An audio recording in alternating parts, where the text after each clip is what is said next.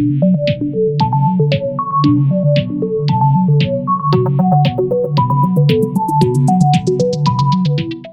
నా ఇల్లేగా, మా ఇంట్లోనే ఉన్నాను, హైదరాబాద్లో ఉన్నాను. సో నేను విన్నాను పొద్దున్నుంచి, నాకు ఫోన్లు రావడం జరిగింది. నేను కూడా వీడియో క్లిప్ చూశాను. మన మీడియా మిత్రులు చాలామంది నన్ను అడిగి క్లారిఫై చేసుకున్నారు. వాళ్ళ దాంట్లో రాలేదు నాకు తెలిసి.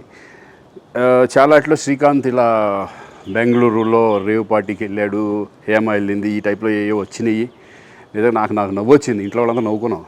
ఇదేంటిది, మొన్న ఏమో విడాకులు ఇచ్చి పిచ్చేశారు నా భార్యతో, ఈరోజేమో రేవ్ పార్టీలకి వెళ్ళాడు అని వచ్చేసినాయి. కానీ ఒకటి, వాళ్ళు కొంచెం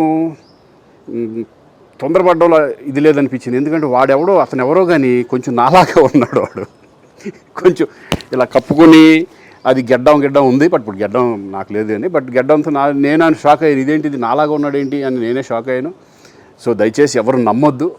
ఎందుకంటే రేవ్ పార్టీలకి వెళ్ళే కల్చర్ నాది కాదు, పబ్ కల్చర్ మనిషిని కాదు నేను. ఒక్కోసారి బర్త్డే పార్టీలకి వెళ్తాము, ఒకవేళ తెలియకుండా ఏదైనా వెళ్ళినా ఒక హాఫ్ అన్ అవర్ నుండి వచ్చేస్తాం తప్పితే అటువంటి ఏమీ లేదు. రేవ్ పార్టీ ఎలా ఉంటుందో కూడా నాకు తెలియదు. సో దయచేసి ఎవ్వరూ ఈ విషయాన్ని నమ్మొద్దు. హ్యాపీగా నేను హైదరాబాద్లో ఉన్నాను, మా ఇంట్లోనే. ఇప్పుడు మా ఇంట్లో నుంచే నేను ఇది చేస్తున్నాను.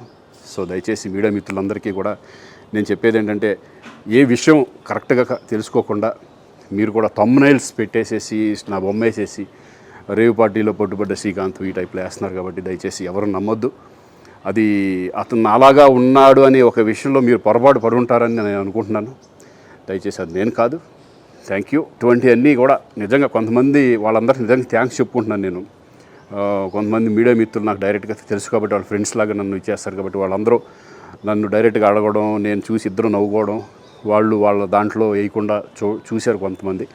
వాళ్ళందరూ కూడా నేను థ్యాంక్స్ చెప్పుకుంటున్నాను.